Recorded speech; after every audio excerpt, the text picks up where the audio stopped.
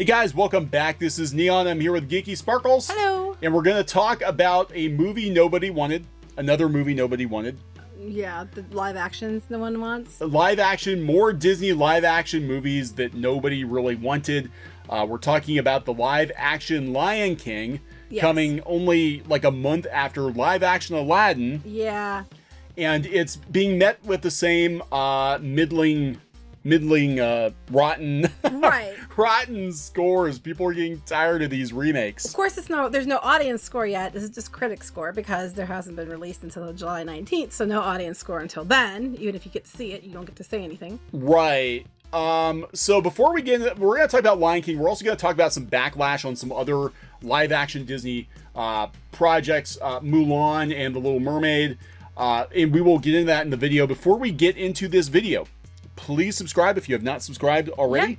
Yeah. We really appreciate the subscriptions. The channel has grown tremendously in the last month or two. You guys are awesome. We want to keep bringing you content. So if you haven't done so already, we'd really appreciate a sub. Yes. Sub for Geeky. Oh, would you stop that? Oh yeah. People want sub for you. Just sub because it's fun. Sub because it's fun. And even if we do talk over each other all the time. We're married. That's what married people do. That's what married people do. Okay, so The Lion King, live action. I have no interest in this movie, and The Lion King is one of my top 3 favorite Disney movies ever. I don't think you could improve upon it. I don't think it was necessary. I'm really getting tired of every single Disney movie being turned into a live action movie. And is this even live action? They're all CG animals. At least with The Jungle Book, you had Mowgli, so you did have a live action element, but even that was mostly green screen. If you watch the making of it, it's basically Jon Favreau on a set with a kid in his underwear running around in front of a green screen. Sounds bad, but yes. It does sound bad, but that's basically how they made the movie. So in this case, there's nothing, it's just all CG. Right, so it's totally unnecessary. I think honestly, where people are like getting tired of Star Wars, whatever, I think they're just getting tired of live action remakes. They're just tired of it. They're like, and then if they stick to the formula and it's the same old, people are like, well, I already saw this, but then when they go off script like Dumbo, it fails too because it's too far removed from the original. And I just think you should make new things and stop rebooting all the animated movies. I think Disney has run out of ideas. I mean, Disney used to innovate all the time, and even Pixar, it's all sequels now. Yeah, it's like, guys, come on. For the most part. I mean, they do have a couple new movies coming out, but they intersperse them between sequels. Right. It's like, you guys need to, I mean, now they're going to have the couple new things next year coming out, but it's like, stop just rebooting all the stupid animated movies into live action. It's almost like greatest hits. Like, yeah, it almost feels like your best years were behind you. Yeah. So now we have to replay the greatest hits. But it's them making it that way, not the audiences. No. And it's funny to me. What's really funny to me though about this, well, Lion King especially is not one that I think ever need to be made into a live action film. No. But I don't think you can really improve upon the original. But what's funny to me is this came out in '94. So the people who would have been kids when this came out are the people who are the ones that are, telling people who like me who don't like, She-Ra to get over it. It's not for you. And that's all well and good until it's what you grew up with and it's what you care about. Yeah, and we've seen this pattern before where, if an 70s or 80s franchise is thrashed or rebooted into something unrecognizable, or in the case of like The Last Jedi, those older fans are told to just get over it. Right. That's progress. Just deal with it. It's progress. Get over it. The Lion King, though, that was like the definitive animated movie for most 90s kids. We're talking, millennials. And now they're like, oh my God, you ruined it. Like, why did you do this again? Why did we need this movie? Thank you. Now you're starting to feel the way we feel. This is just like, they were complaining about Buffy getting a reboot. Right. If it means something to you, then it matters. And that's the reason we're bringing this up, because here are some of the comments that are the rotten comments. Like this one: for all the remakes, technological majesty, the special mystique unique to the '94 original lies far beyond where the light touches. A well-rendered but creatively bankrupt self-portrait of a movie studio eating its own tail. Oh, geez. The filmmakers take the most memorable moments and characters from the original movie and drain them of everything that gave them life in the first place. Oh my god. Okay, read this one though. This is a positive, but I don't know if I would want to put This this. movie is a non-stop visual orgasm. Put that one on the poster, Disney. Says Mr. Mustache. Nice. Yeah, But, okay, right. yeah. Disney brings us a version of Lion King that is not as enjoyable as its predecessor. Welcome to how we feel about most of the shows that are being remade from the 80s today. It just, this was a really hard one to tackle anyway. I mean, they did a good job. It looks cute, but you can't really improve on if you can't improve it, you don't do it. Yeah, Disney, they had like a renaissance in the late 80s and early 90s, and a lot of people would argue that out of that era, The Lion King was the best movie they produced. And it was actually done by like Disney's B team. Mm-hmm. They were just doing The Lion King as like a filler until the next princess movie. And it wound up being this massive, massive hit. And it's considered one of the best Disney animated movies of all time. Remaking it, remaking it mostly beat for beat and stripping out all that charm that you get with animated characters was just not, I don't think it was a good move. Here's the top critics, the 25 top critics. The head like this one, it hangs together better than the horrid live-action Aladdin remake that came out in May, but that's not saying much. Most viewers will find The Lion King to be either eye candy or Uncanny Valley. There's little in between. Now, here's the thing, too. The audience scores for, I think, Aladdin were better than the critic scores, weren't they? I think so, yeah. So, I mean, and my thing is, I usually look at the audience scores before I look at the critic scores, because we all know how the critic scores kind of go anymore. I mean, we're going to be honest. I will not judge it completely until I see the audience scores. Yeah, and it's hard to tell anymore, again, with Rotten Tomatoes, what the truth is. We don't know what the truth is. But it's funny, though, because people are like, Rotten Tomatoes is bought and paid for by Disney because their CEO used to work for Disney. But here, some of these are really good. Here, The Lion King is missing something, a purpose, maybe, and a heart. Oh, it's a stern reminder of what can be achieved with all the talent and money in the world, as well as a cautionary tale of what can happen when there's no vision to bind it all together. Wow. This is the second live action remake in a row that has gotten panned. I mean, you look at went up to 60. Oh, we're going to make sure it's fresh. We had 9 more reviews all of a sudden. We're going to make sure this one's fresh, aren't we? We're going to make sure of it. Disney's going to make sure of it, at least opening weekend. But Aladdin, 57%. But, does it really matter? Because Aladdin still made a bunch of money. I mean, that's the thing. The reason Disney makes these movies, brand recognition, right? And probably to keep the copyright, forever and ever and ever. But, they do this because, Aladdin was a big hit, but they're playing their greatest hits and they're doing it so quick. They're going to burn through all of their major movies and we're going to be left with a bunch of crappy, remakes eventually that nobody, I guess to me, it goes back to that whole feeling that anymore that people aren't really valued customers and fans. They're considered piggy banks, wallets. Yeah. And I get that feeling more and more, especially with some of the crap that's going down right now with like the low crowds and different things, and then and them calling out bloggers and calling them names because they didn't like toe the line. Ironically, today they had a social media thing they were hashtagging the heck out of on Twitter, and among the things they were telling people how to write stories their way, how to title them, how to do things that we like it kind of thing. And I'm like, so listen to these mommy bloggers, but don't listen to the big blogs who've been there for years because they don't write the way we want them to. The mommy bloggers that are clearly bought and paid for can be bought off with cupcakes and mouse ears. So this is not the only kind of backlash toward the live action Disney movies. Just recently in the last week, China. Okay, so China is Disney's second biggest piggy bank. The Chinese box office is huge. We talked a little bit about this before, the casting backlash over The Little Mermaid, and China was not happy. No. Chinese fans were not happy.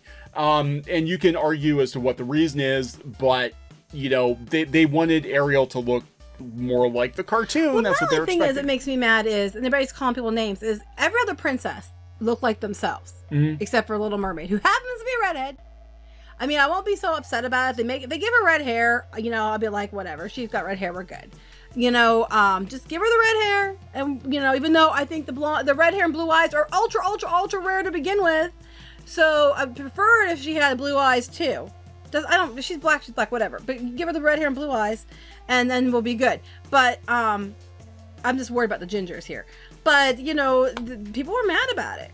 Yeah. So if China's, because I guess Ariel and again, you know, I don't know the whole story, but from what I've heard from some of our Chinese viewers is that Ariel is very much beloved in China, and many Chinese Disney fans were not happy that she's not gonna look like she does in the cartoon, because they set the precedent. You know, nearly all the other live action adaptations, they look pretty much. Yeah, Belle looks like Belle. Why didn't you? Well, here, if you're gonna change the race of a character, why didn't you change it on Belle? Why didn't you change it on, you know, Cinderella? Why didn't you change it on Aurora?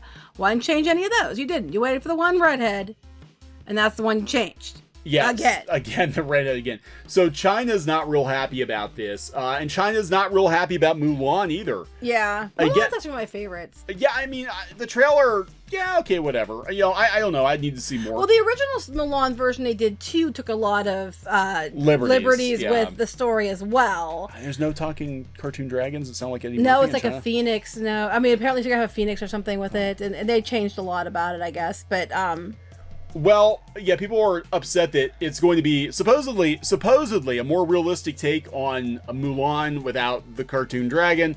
So people aren't real happy about that. But that's not the big issue. The Chinese are complaining that there are so many historical inaccuracies that it might actually tank it in China, because the Chinese are going to look at it and be like, this is ridiculous. These buildings did not exist during this time period. So they said that Mulan takes place in northern China around the 5th century, and these round buildings would not be present. They said they wouldn't even exist. They said it's like putting a skyscraper in a movie about the Renaissance.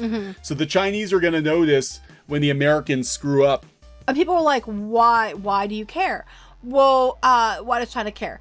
And why do they care what China says? They care what China says because China's box office anymore, I think, weighs heavier than the U.S. is in some cases. Yeah, some movies, especially for Disney, the Chinese box office carries them. You look at, I know, like the Alice in Wonderland movies, Maleficent is huge in China. Pirates of the Caribbean. Pirates of the Caribbean exists. People are like, why do they keep making pirates movies? They make them for China.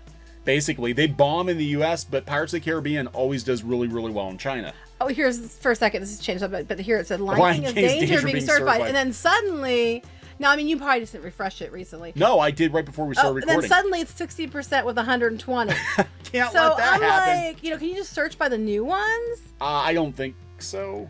I doesn't let you search by the new ones, see what this is new, what's new, because these are all the old ones. Washington Post movie. Okay, so speaking of the Washington Post, they gave it a good score, right? So we're going to talk about that. Washington Post also published an op-ed accusing the Lion King of promoting fascism. Yes. So they just said it was good on Rotten Tomatoes. They just said it was good on Rotten Tomatoes, but they said the Washington Post publishes op-ed claiming the Lion King this is bounding into comics, by the way. Yeah, fascist story. Fascistic. So yeah, so this is the first thing. I love this, right? The first, I couldn't tell if this is a parody or not. The first thing to understand about the Lion King is that it isn't in any way about lions or any other animal species.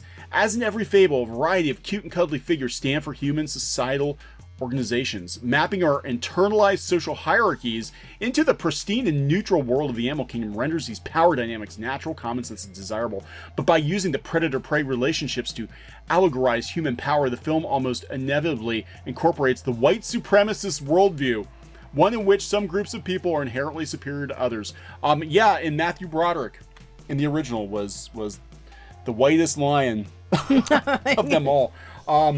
So they're basically talking about, and again, Scar was always portrayed as the fascist leader, right? He was like the Nazi lion, a Lazi. But now they're saying that because Scar's the hero, and he's trying to gather up all the outcast animals to rise up against the supremacist lion regime.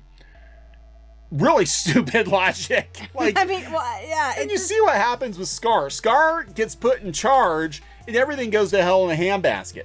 Wow, this is a mess. This is a mess. I'll put a link to this. I was just like, wait a second. Then they turn around, and they give it a positive.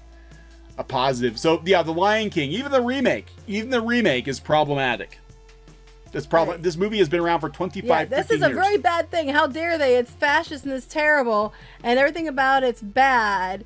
And then we go here, Washington Post. It's safari to the Shadowland is deep enough to give a cat who's come of age something to sink his teeth into. 3.5 out of 4 stars. And that's a top critic, too. Fascist kitties. Fascist kitties. I hate fascist kitties. Oh but then I bet you all the new ones are the fresh ones. VitalThrills.com. Where are these sites? Who are these? VitalThrills.com. Is that a theme park site? 9 out of 10. I love it. Please, Disney, give me some more goodies for my goodie bag. Pretty much. Just it jumped and that's interesting. We knew that was going to happen. Yeah. So I look forward to seeing the audience reviews because it might be the audience reviews are really good, and I'm going to listen to what the audience reviews say over what the critic reviews say because the critics reviews we already know. We all know how that goes. Let's just be honest here. Yeah, I think after this weekend we'll see more, and I think it'll probably dip down into Aladdin territory. But the money's going to be made opening weekend. Well, it's not supposed to be out till next week. Not this Thursday. Oh, that's right. Yeah, it is a week. Okay, so never mind. I don't know. Maybe there's plenty of time to. I kept thinking it was coming out this weekend. No. You're right. That is 19th. Okay, never mind. I can't read. So we'll see. There could be plenty of time for the audience to react. Let's see if it refreshed it if it went up again. Just out of curiosity. No, it's still. Just wait. They'll make sure it's in the red by opening. It is red now. Yeah, but it's barely. Yeah, so barely passing. Barely passing. Is there anything else you want to say about this? I don't have any. Just stop it. And they've already burned through the best movies. I mean, we've got The Little Mermaid coming. They've done Beauty and the Beast. Done The Lion King. You've done Aladdin. I mean, what's left? Well, they have a whole list they're going to do. I mean... Mulan. I mean, now we're kind of scraping the... What, are they going to do Tarzan? They're going to do Hercules? Hercules is actually underrated. Yeah, Hercules is. Are they going to do... What else could they do? Pocahontas? Are they talking about Pocahontas? I mean... Well, they'll do Brave, but they'll make it, make her somebody else. She's not allowed to be a redhead. She's not allowed to be a redhead. Pale-skinned redhead. They'll have it set. Racist. They'll have it set in modern day Los Angeles or something, and because that's totally the story of Brave. Yeah, exactly. So I don't know. I don't know, guys. I don't know. I'm not really looking forward to it. This is definitely a watch it on video for me. I don't know if I'm going to watch it on video. I just don't think you can do it better than they've already done it. Sometimes these movies, I feel like, and again, The Lion King is one of my all-time favorites, and I'm like, I don't want to see a lesser version of a movie I love and then have that version stuck in my mind over the original. It's almost like having a really bad sequel retroactively ruin the original movie. I don't want to see a half-assed Lion King, because I don't want to think about that movie when I think about how much I love the original. I actually don't really care for the Lion King in general. Yeah, I know you don't. I love it. I don't care either way. I'm not really a Lion King fan. I've never been. I mean, I know all the songs and I'll sing them around the house. I'm like a Disney jukebox, but I'm just not a big Lion King fan. I just never have been. That's Sorry. Okay. That's your opinion. I like it. Thank you. Okay. I'm allowed to. You're allowed to like it. You're allowed not to like it. Look at that. That's right. We disagree on this, and we still get along. But you're wrong. Yeah. You're dead wrong. No. Remember you said that later. I'll remember you said that later. You're anyway. wrong. All right, so we're gonna wrap this one up. Okay, we're not gonna beat a dead lion, dead zebra. I don't want to talk about that because that's sad. Okay. I don't want to talk about them killing things. I hate when you talk about that. And that's gonna be photorealistic too. I don't want to. Okay, so stop. Geeky's not gonna watch this movie. Okay, so we're gonna wrap this one up. Thanks so much for watching. Please subscribe for more pop culture news, views, and rants here on Clownfish TV. Bye. Goodbye. Hey guys, thanks for watching Clownfish TV. Please consider supporting the channel. Go to clownfishsupport.com. That's clownfishsupport.com. And if you want to join our community, go to clownfishtalk.com. That's clownfishtalk.com. Please subscribe, ring the bell for notifications. We will talk to you next time.